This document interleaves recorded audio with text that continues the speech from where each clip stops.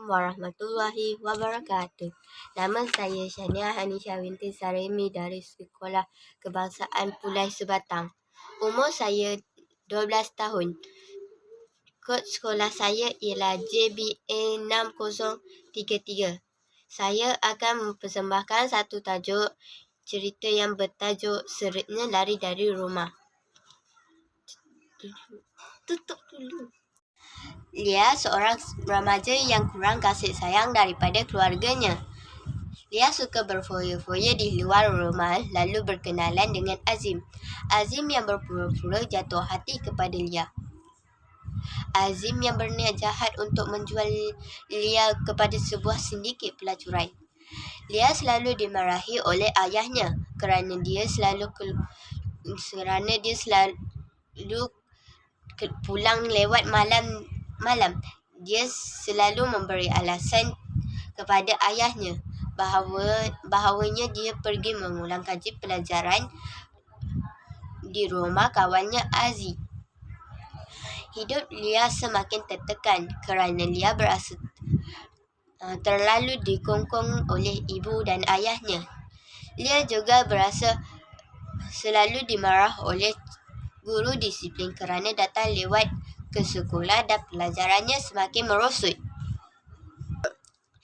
Nana telah bercadang untuk lari dari rumah dan duduk bersama Azim.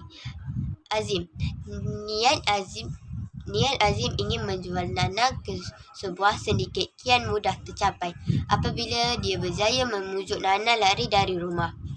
Nana menumpang di rumah Azim. Azim tinggal bersama kawannya Zul dan Helmi. Nana juga hendak mencari pekerjaan kerana dia tidak ingin bergantung kepada Azim yang bekerja sebagai mekanik. Azim telah mencarikan kerja untuk Nana sebagai pembantu jurujual pasaraya. Nana juga mula mengeluh dia disuruh melakukan pelbagai jenis pekerjaan. Nana juga terpaksa melayan pelanggan yang berbagai-bagai kerana Nana suka bekerja di tempat yang mewah dan ramai orang yang berstatus tinggi. Nana suka pekerjaan sebagai model berpakaian yang cantik seperti artis. Azim mengenalkan Nana kepada Tauke Afid. Tauke Afid mengusahakan beberapa buah pusat hiburan. Dia juga terlibat secara kecil-kecilan dengan sindiket pengedaran dadah. Nana berasa gembira dengan kerja barunya. Tauke Afid memberinya tempat tinggal yang selesa di sebuah banglo mewah. Tauke Afid mengingatkan Nana supaya melayan Encik Farid. Encik Farid membelikan Nana cendera hati untuk Nana. Rupa-rupanya Encik Farid ada udang di sebalik batu. Nana dibawa ke disko. Buat kali pertamanya Nana meneguk minuman keras yang diharapkan di sisi undang agama. Nana mula merasakan sesuatu yang tidak kena apabila Encik Farid turut merebahkan tubuhnya di sebelah Nana. Nana menolak Encik Farid dengan kuat. Dia terhantuk pada dinding almari besar itu. Nana berasa takut. Fikirannya begitu kusut. Nana mahu lari dari banglo itu. Dia telah mengikat cadar katil menjadi panjang.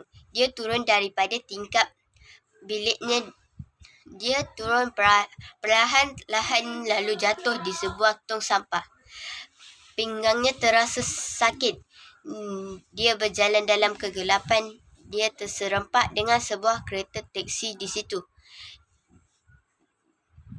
Dia ingin pergi ke rumah Azim, lalu bertanya kepada pemandu teksi itu.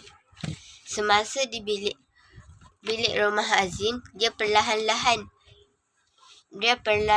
membuka matanya. Dia bangun dari katilnya lalu dia pergi ke meja solidnya. Tiba-tiba, dia terpandang sepucuk surat yang terletak di sudut meja Azim. Azim keluar untuk bertemu kawannya. Azim sedang berbual-bual dengan seorang berbadan besar. Nana terpandang Tauke Afif berada di dalam kereta Protonwira. Nana menerpa keluar daripada pintu belakang tanpa menoleh ke belakang.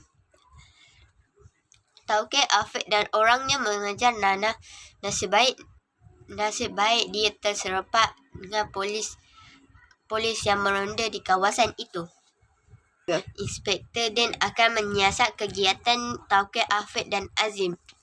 Inspektor Dan menelefon ibu bapa Nana. Ayah dan ibunya akan datang ke balai polis. Semenjak hari itu, Nana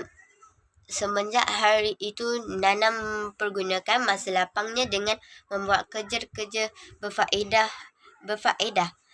Ayah dan ibunya bercadang untuk pergi berkelah hujung minggu depan.